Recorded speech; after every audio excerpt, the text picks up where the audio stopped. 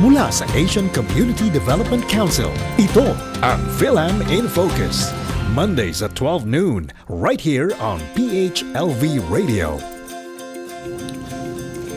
Magandang hapon po sa inyong lahat.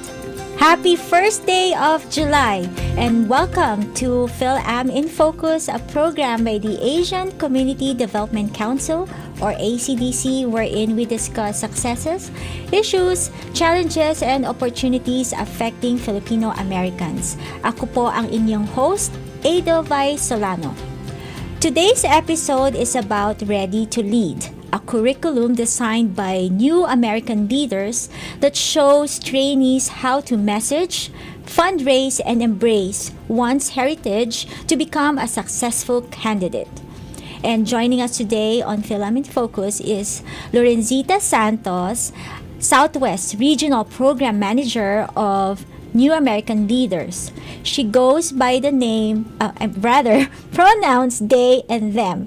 And Lorenzita has spearheaded Asian and Pacific Islander outreach efforts in Nevada, focusing on community engagement and advocacy.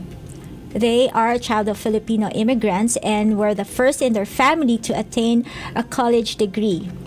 Today, they use their lived experiences to empower first and second generation immigrants by providing training on how to run for office and fostering community leadership. In Lorenzita's free time, explores food, exploring local small restaurants and boba shops, loves sharing experiences as a foodie influencer on Instagram Reels and TikTok. And Lorenzita, thank you for joining us live from DC. I'm very thrilled to have you at Fil-Am in Focus. So, thank you so much for the warm introduction. Oh, sorry. Oh no, you're welcome. You're welcome, Lorenzita. Kamusta? Kumusta? Mabuti. So let's begin by telling us about New American Leaders. What are the goals of New American, of Ready to Lead? Yes, so I'll start a little bit more about New American Leaders more broadly. So New American Leaders is the only national organization in the country that's dedicated to training first and second generation immigrants on how to run for office. So I myself, I'm actually an alum of this program, and I took it back in 2021. And so a lot of what our signature training program is, especially when it comes to us as a organization, is that the goal of Ready to Lead is to provide training and resources for first generation and second generation immigrant leaders, and to help them navigate the political landscape and also have them succeed in their political aspirations. I see. And also as Asian, for AAPIs, what does it take to build the democracy that the community members deserve? Yeah, so a lot of folks in the AAPI community, and even in myself, I never imagined when I was younger to see myself in any type of political advocacy. Mm-hmm. When I was younger, a lot of folks had asked me like, oh, are you going to be a doctor? Are you going to be a lawyer? And truthfully, while these professions are so incredibly important, we've learned that a lot of folks in the AAPI community are being marginalized and their voices aren't being heard. So, as an organization, we want to make sure that we have dedicated programs for our API community to be able to learn about overcoming cultural barriers and dealing with discrimination and leveraging their immigrant identity as a strength in political campaigns. I see. And when they join this training program, you help them address their or rather you help them fundraise, learning about opportunities to fundraise and organize, how to organize their community to vote, and they also able to join other community leaders in. So our network of folks encompasses about 1,700 people nationwide. And the folks that are in our program and our program itself, what we emphasize is storytelling, public speaking, and campaign strategy. A lot of the folks may not be thinking of running for office right now, but a lot of them are nonprofit leaders that want to do more community engagement. Like you said, with voter registration, a lot of the folks in our trainings want to help reach out to the community members that haven't ever voted in the past. And also they want to reach out to people with limited English proficiency and any other barriers that they're facing and make sure that their voices get heard. And how do you help the trainees integrate their heritage into their community or their political campaigns for those who will be running for office?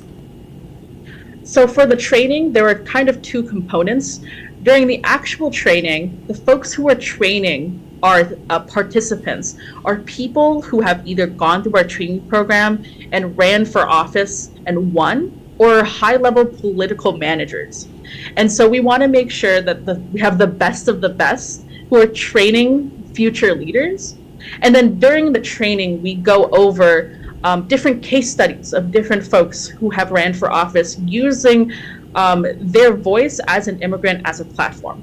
For example, one of our trainers is actually Assemblywoman Erica Mosca, who is the first Filipina elected here in Nevada.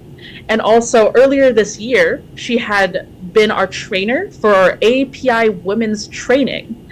So she taught a wonderful cohort of 29 women who want to step up and learn what it takes to run for office. And you mentioned earlier, even if you're not running for office and as a nonprofit leader, you also gain effective strategies in organizing. So can you tell me more about it? So in organizing, one of the biggest things that we learn in our training is how to write a compelling stump speech. Unsurprisingly, whether or not you're running for office or if you are going to be in any type of leadership position, you'll have to talk in a huge group of people. And so we actually developed our curriculum to make sure that you are ready to give a speech, ready to do messaging at any given moment of time. Because honestly, it's whether it be in a whole audience of a bunch of people who are politically minded, or in an audience that is just like 20 of your closest family members that are all, for me, a lot of them are Filipino, want to make sure that you're ready to give that kind of conversation and that kind of information at any moment of time. Right. And why do you think it is important for us to share our immigrant experience to our group of friends or to a big audience? Well, honestly, we want to make sure that we have a voice. Because if we're not the ones stepping up and lending that voice, then other people will fill those shoes. And we see it now. Our organization, we are a 501c3 organization. So for the folks who take our training, they are either thinking of running for office, but we don't do any in our C3 organization. We aren't supporting people in their actual campaigns themselves. However, we are trying to make sure that the folks in our networks are able to feel connected to each other. We want to make sure that the folks in our networks can talk about these things with other people in their communities, because if we don't do it, then someone else will. That's correct. And Lorenzita, you've been in your role for how many years? I have been in this role for about 1.5 years. Oh wow, that's amazing, Lorenzita. I'm so proud of you and to see you grow in your role. That's amazing to see. And can you share one success story of an individual who have gone through the Ready to Lead program? Yes, so I actually want to tell a success story I can actually talk about Erica Mosca. I will gladly talk about her. Assemblywoman Erica Mosca actually took our training back in 2022. And this was while she was running for office. And through that training, she actually developed the basis on how to give campaign speeches and also how to reach out to immigrant communities. Erica Mosca is fantastic, and she's actually, we have another training program that we do for specifically people who want to become trainers themselves for our cohorts. Mm-hmm. So she took our Train the Trainer training. I know it's a lot of trainings, but she took our Train the Trainer training, where she then is able to give back to our cohorts.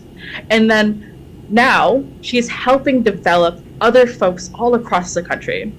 For our API Women's Training, we had 5 declared candidates, many of whom were coming from California, but we also had about 11 people from Nevada in that cohort. So Erica Mosca is one of many success stories. We have other elected officials here that have taken our training program. For example, Assemblyman Yui Win, who is the first immigrant Vietnamese elected official in Nevada, has also taken our training program and then ran for office. When he took the training program, I don't think he ever thought of running for office, but now he's an elected official, and our network spans all 50 states.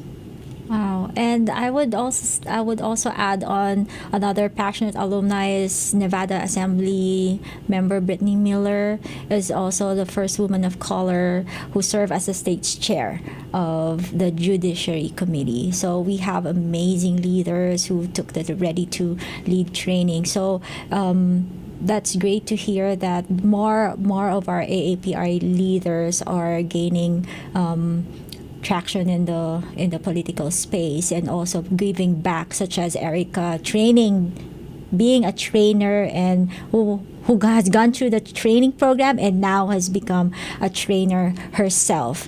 And so that's great to hear. And with leading the program for over a year and a half, what is your most memorable or the highlight of that program, of your time leading the program? So I run quite a handful of the programs here. So it's specifically, of course, I bucket a lot of the API constituency, but I also bucket the training program that happens in Colorado. One of the most memorable moments actually happened in our Colorado training earlier this year in April. I was giving one of the example stump speeches, and I was explaining about how I got here. Of course, I mentioned earlier that I took this training back in 2021, but the reason I took the training was because of another incredible person here in the Las Vegas community, Craig Valdez. He reached out to me. He was the program manager at the time, and he said, "I think you should really take this training. I think you have a passion for it, and I've seen it." And I'm endlessly grateful that he recognized my talents. And then I take the training program. I feel inspired to do more. And of course, I want to support all of our folks across the nation. Now, I bring that up because we actually brought Craig back as one of our trainers. He currently works at Run for Something. However, he was one of our trainers, and seeing that moment where he was there as one of our trainers and then having me as one of his roles, former roles, was honestly one of the biggest moments, because you see right there the mentorship that our organization provides. Mm-hmm. I'm an example, but we also have so many examples everywhere. Mm-hmm. Oh, that's a full circle moment. That's amazing. I love Craig too. He's an amazing person and also a great community leader for the Filipino community. And how do you now envision the role of having immigrant leaders in shaping the future of American politics? Yeah, so immigrant leaders bring a diverse perspective and experience that are crucial to creating inclusive and representative policies. I actually can cite a few examples. I'm actually going to bring a couple.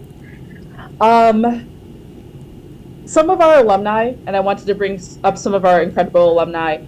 One of our alumni from New York City Council passed an Immigrant Workers Bill of Rights.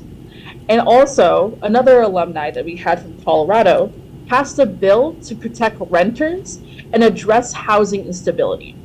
The reason why these types of legislations exist from our alumni is because they firsthand have experienced the gap that our communities have in resources and needs, and they are the ones who are posed to address and advocate for the issues that directly impact our communities and drive policies forward that promote equality and justice. Oh, thank you for sharing that, Lorenzita. And can you tell us the upcoming training that you have? Yeah. Yeah, so we have an upcoming training. It is our last Ready to Lead training that is happening this year. And it is also our first time that we will be in North Carolina. So our upcoming training is happening August 16th to the 18th, which is a Friday, Saturday, and Sunday. And the training is happening in Raleigh, North Carolina. Our organization, as long as you are not a declared candidate, will cover the hotel and the round trip flights to North Carolina. And we are partnered with an incredible organization over there, which is called NCAT, North Carolina Asian Americans Together. And we are bringing folks all over the nation to learn about how to run for office. Okay, that's great. And for anyone who wants to make a positive change in the community, can you provide a website on where they can go apply for the program and learn more about the different trainings that they can attend? Yes, so if you just look up New American Leaders, or if you look up newamericanleaders.org, it'll lead you directly to our website. From there, you'll go on the programs tab, and then you'll click on Ready to Lead. We have several training programs that happen, so make sure you click on Ready to Lead, you scroll down a little bit, and then you'll find our program that happens in North Carolina. Okay. And Lorenzita, if you can give an immigrant or our kababayans who is considering running for public office or who just wants to take the next step in their leadership journey, what would your advice be? Well, my advice is to reach out. Not just to me, but for people in your community. Again, the biggest thing about immigrants and what we recognize is that the resources don't really exist for people like us. Mm-hmm. And so finding pockets in your community, finding people that look like you, that is truly how you can become connected with others and start making improvements for yourself and the community. Mm-hmm. So if you feel inspired or considering running for office and you want to make a difference to our community, I recommend that you attend the upcoming Ready to Lead training, visit the New American Leaders website. The deadline, again, I believe is at 12:59 today, right, Lorenzita? Is that correct? So we, and this is actually not public. I have quietly extended the deadline to the 8th for specifically the folks who are listening to this program. Oh, awesome. All right. Okay. Just visit New American Leaders online for more information. So, thank you, Lorenzita, for joining us today. Maraming salamat for providing us more information and being a trailblazer for our young leaders in our Filipino community. Again, sa mga nanonood at nakikinig, maraming salamat po. And thank you po for sinusubaybayan niyo po ang programa ng Asian Community Development Council or ACDC. And for more information about ACDC, please visit our website at acdcnv.org or follow us on our social media channels. Abangan po ang aming susunod na episode. Hanggat sa muli.